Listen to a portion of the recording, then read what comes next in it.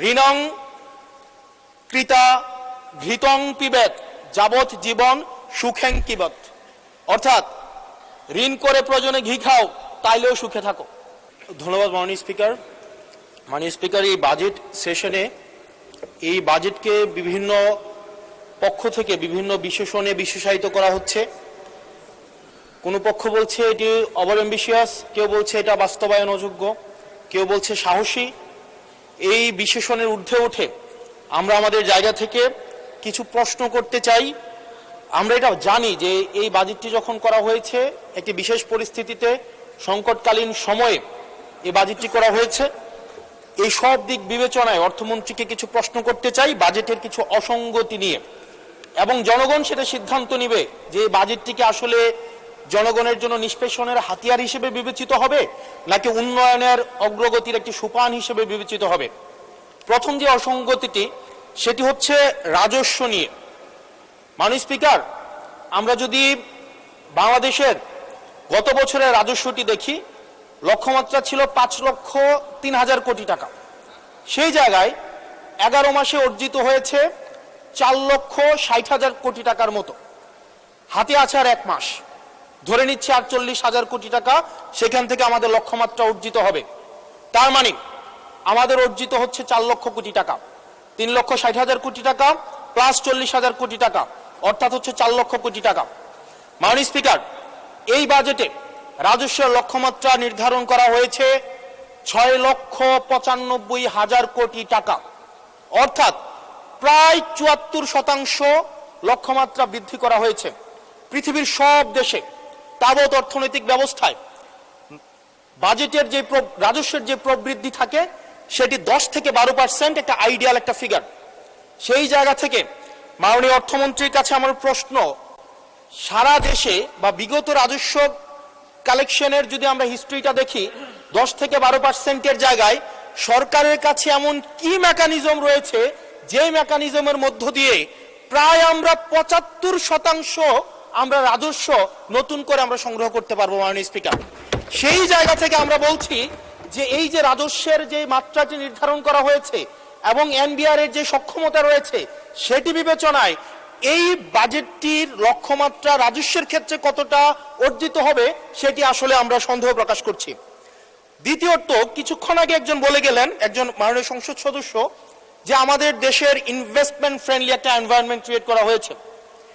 মাননীয় স্পিকার, 100 টাকার যদি আমি বাংলাদেশে ব্যবসা করি, আমাকে কর্পোরেট ট্যাক্স দিতে হয় 27.5%, অর্থাৎ আমি সেখানে 100 টাকার মধ্যে আমার পকেটে থাকে আর 72.50 টাকা, 72.5 টাকা। এই 72.5 টাকার মধ্যে আমার ডিভিডেন্ড ট্যাক্স 4.5 আমাকে দিতে হয় মাননীয় স্পিকার 40%, অর্থাৎ আমার পকেটে তখন থাকে 43.5 টাকা। এই 43.5 টাকা আমি 100 টাকা ইনকাম করি, আমার সর্বসাকুল্যে আমার ট্যাক্স চলে যায় 56.5%। আমরা যদি মালদ্বীপের দিকে তাকাই, আমরা যদি সিঙ্গাপুরের দিকে তাকাই, মালয়েশিয়ার দিকে তাকাই, সেখানে এই কর্পোরেট ট্যাক্স হচ্ছে 0%।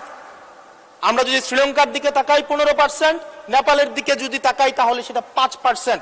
শুধু সরকারের সমালোচনার খাতিরে না, আমরা নির্মোহভাবে কনস্ট্রাকটিভ ক্রিটিসিজমের জায়গা থেকে আমরা বলছি এই 56.5% কর্পোরেট ট্যাক্স এবং ডিভিডেন্ড ট্যাক্স বিদ্যমান রেখে এটা ডোমেস্টিক ইনভেস্টমেন্টকেও প্রমোট করবে না এবং ফরেন ইনভেস্টমেন্টকেও প্রমোট করবে না। যে বিজনেসম্যান আমার সিঙ্গাপুরে বিজনেস করতে পারবে 0% ট্যাক্স দিয়ে, সেই বিজনেসম্যান 56.5% ট্যাক্স দিয়ে সেই বাংলাদেশে বিজনেস করতে আসবে না। মাননীয় স্পিকার, আমরা সেই জায়গা থেকে প্রত্যাশা করেছিলাম যে এই বাজেট একটা ইনভেস্টমেন্ট ফ্রেন্ডলি একটা বাজেট হবে এবং কর্পোরেট ট্যাক্সের একটা সহনশীল মাত্রায় কর্পোরেট ট্যাক্সকে রিডিউস করা হবে। হতাশ হয়েছে মাননীয় স্পিকার। মাননীয় স্পিকার, আমরা যদি পরবর্তী যে অসঙ্গতিটা সেটা হচ্ছে মূল্যস্ফীতি এবং জিডিপির যে লক্ষ্যমাত্রা নির্ধারণ করা হয়েছে, বর্তমানে মূল্যস্ফীতি হচ্ছে 9.4% এবং আমরা যদি খাদ্যপণ্যের মূল্যস্ফীতি ধরতে যাই সেটা 12%-এরও বেশি। এখন এই বাজেটে নির্ধারণ করা হয়েছে মূল্যস্ফীতি সেটা আমাদের 7.5%-এ রিডিউস করা হবে। পৃথিবীর সব দেশে, সব বাজেটে, সব অর্থনৈতিক ব্যবস্থায় মূল্যস্ফীতিকে নিয়ন্ত্রণ করার স্বীকৃত মাধ্যম হচ্ছে দুইটা। একটা হচ্ছে উচ্চ হারে সুদ নির্ধারণ করা অথবা গভর্নমেন্ট এক্সপেন্ডিচার কমিয়ে নিয়ে আসা। আমাদের একটা অর্থ বছরে 1,40,000 কোটি টাকার একটা নির্ভরশীল অর্থনীতি বিদ্যমান রেখে আমরা কিভাবে মূল্যস্ফীতিকে আমরা 7.5%-এ নিয়ে আসব, এই যে স্ববিরোধী যে অবস্থানটা, এই জায়গাটা আমাদের কাছে আসলে মাননীয় স্পিকার স্পষ্ট না। আপনি একই সাথে বলছেন আপনি মাছ মুচমুচে করে ভাজবেন, আবার একই সাথে বলছেন আপনি তেলটা কম দিবেন। এই যে স্ববিরোধী অবস্থানটা, এটা আমাদের সাধারণ মানুষের কাছে এটা স্পষ্ট হতে হবে। মাননীয় স্পিকার, আমরা এই সংসদে দেখেছি মাননীয় প্রধানমন্ত্রী নিত্য প্রয়োজনীয় দ্রব্যের দাম নিয়ন্ত্রণের যেই সুপারিশটি করেছেন এবং যেই বিষয়ে বলেছেন, এটির জন্য জনগণ বাহবা দিয়েছেন।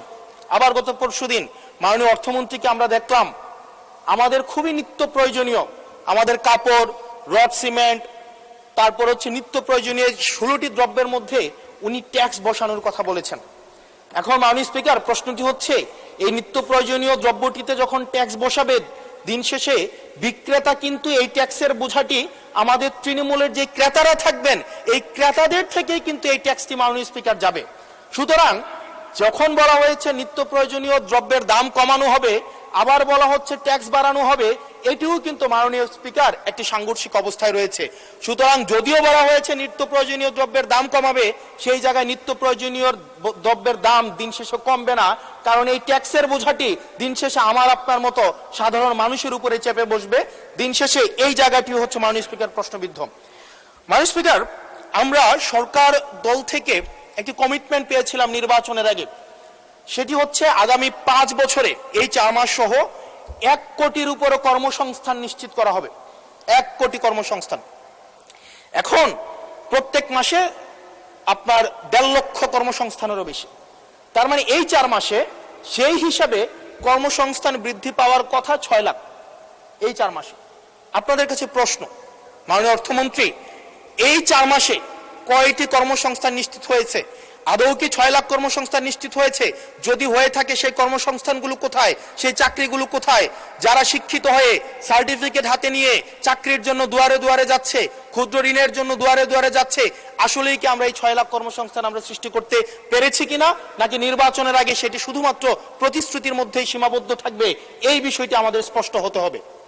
মাননীয় স্পিকার, আমরা প্রাচীন একটি ভারতের একটা প্রবাদ আছে, এই যে আমাদের একটি সান্ধ্যকালীন সংসদ চলছে, আমাদের মধ্যে একটি আলস্য ঝেঁকে বসেছে, আমরা একটু এখন বিশ্রামের একটা আগ্রহ সৃষ্টি হচ্ছে।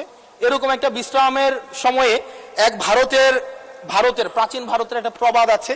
সেই প্রবাদে একজন বলেছিলেন যে ঋণং কৃতা ঘৃতং পিবেত যাবৎ জীবন সুখেং কিবত। অর্থাৎ ঋণ করে প্রয়োজনে ঘি খাও, তাইলেও সুখে থাকো। ঋণ করো, ঘি খাও, পরের ধনে পুদ্দারি করো, ঋণ করে ঘি খেয়ে জমিদারি করো, তাও ঋণ করো। আমার কাছে মনে হচ্ছে মাননীয় স্পিকার, এই প্রবাদটিকে সরকারি দলের কিছু সদস্য খুব সিরিয়াসলি নিয়েছেন।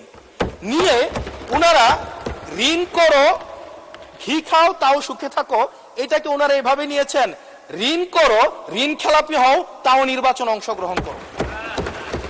মাননীয় স্পিকার, আমরা দেখলাম এই সংসদে আমরা মাননীয় অর্থমন্ত্রীর কাছ থেকে আমরা কোনো স্পষ্ট কোনো কর্মসূচি আমরা পাই নাই।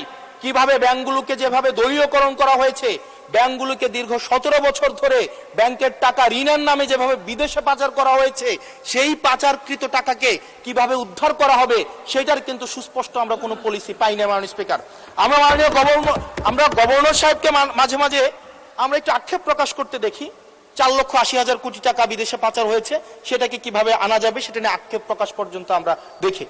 মাননীয় স্পিকার, এই যে ঋণ খেলাপি যারা আছে, নির্বাচনের আগে একটা কমন একটা স্ট্রাকচার, 5 বছর কোনো খোঁজ খবর থাকে না, তফসিলের আগে সেখানে একটু কোর্টে যাবে, কোর্টে গিয়ে ওই ঋণ খেলাপির উপরে এই অর্ডারটার উপরে একটা স্টে দিবে এবং 2% দিয়ে আবার রিশিডিউল করাবে।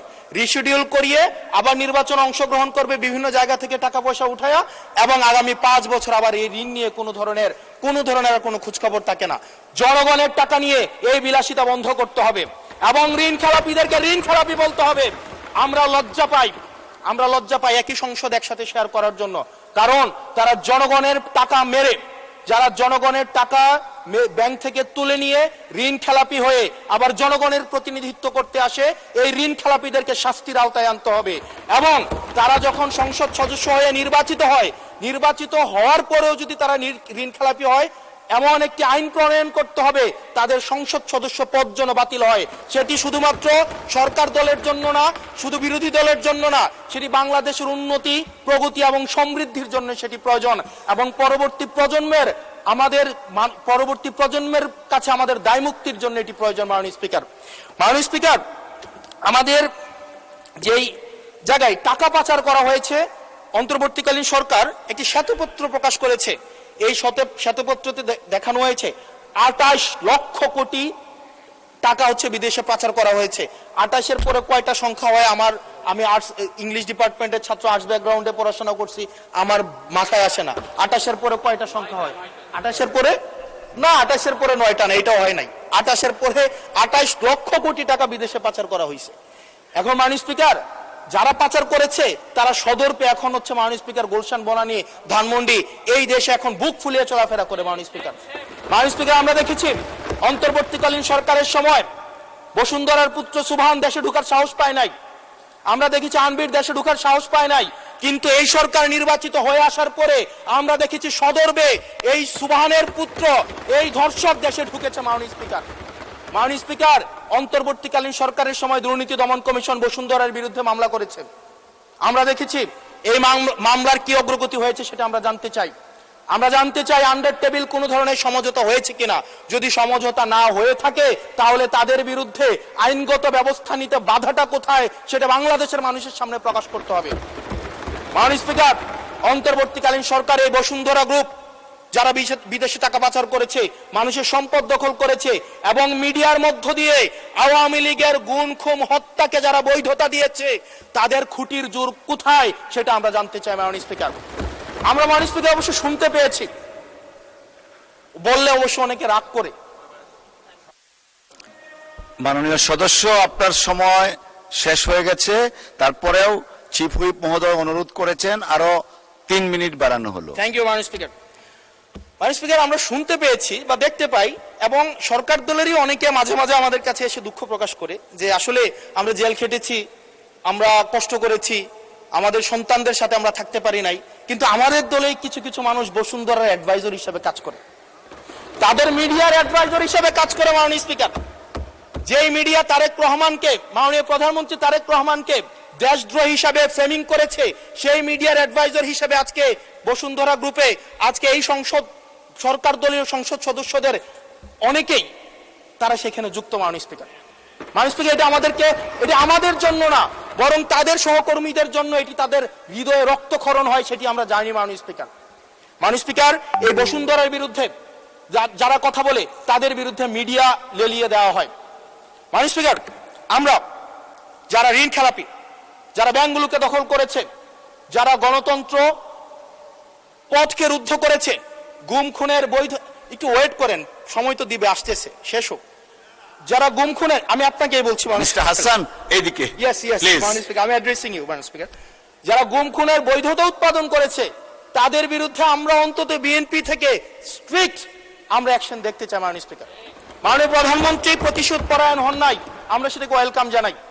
মাননীয় স্পিকার, প্রতিশোধ পরায়ণ না হওয়া আর সুবিচার নিশ্চিত না করা দুইটা এক না। মাননীয় স্পিকার, আমরা ওয়েলকাম করি উনি প্রতিশোধ পরায়ণ হন নাই, ব্যক্তিগত রাগ ক্ষোভের ঊর্ধ্বে উনি উঠতে পেরেছেন, কিন্তু আমরা এটা ওনার কাছ থেকে শুনতে চাই, উনার দলের কাছ থেকে শুনতে চাই, গুম খুনের হত্যার উনি সুবিচার নিশ্চিত করবেন, উনি আইনের শাসন নিশ্চিত করবেন এবং এতদিন ধরে যারা নিয়ন্ত্রিত মিডিয়ার মাধ্যমে এই ফেসিবাদের পক্ষে যারা বয়ান উৎপাদন করেছেন তাদের বিরুদ্ধে উনি সুবিচার নিশ্চিত করবেন। মাননীয় স্পিকার, আমাদের প্রতিহিংসার কথা বলছি না, প্রতিশোধ পরায়ণতার কথা বলছি না। মাননীয় স্পিকার, আজকে এই জায়গাতে আমরা আবার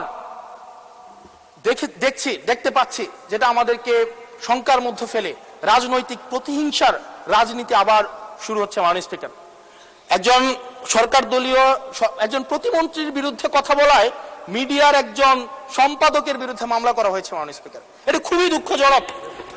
ওনাকে জেলে নেওয়া হয়েছে একজন প্রতিমন্ত্রীর বিরুদ্ধে কথা বলায়। এবং মাননীয় স্পিকার, আমি আপনার প্রোটেকশন দাবি করছি, কারণ আমরাও বলতে ভয় পাই, কারণ আমরা যদি সরকারের সমালোচনা করি, কোনো প্রতিমন্ত্রীর বিরুদ্ধে কথা বলি, মন্ত্রীর বিরুদ্ধে কথা বলি, আমার এলাকার বাজেট দিয়ে বন্ধ করে দিবে না সেটার কিন্তু নিশ্চয়তা নাই। সেই কারণে আমাদের মধ্যে অনেকেই কথা বলার সময় আওয়াজটা একটু কম করে বলে। মাননীয় স্পিকার, আপনার কাছে অনুরোধ করি, আমার জন্য আমার এলাকার মানুষকে যেন বঞ্চিত করা না হয়। আমি এই সংসদে অনুমতি নিয়ে কখনো বিরোধিতা হয় না, কখনো অনুমতি নিয়ে আমি আপনার বিরোধিতা করতে চাই। অসংখ্য ধন্যবাদ মাননীয় সদস্য। আর দেয়া যাচ্ছে না, আপনাকে সর্বোচ্চ দেয়া হয়েছে। পরের বার প্লিজ টেক ইউর সিট।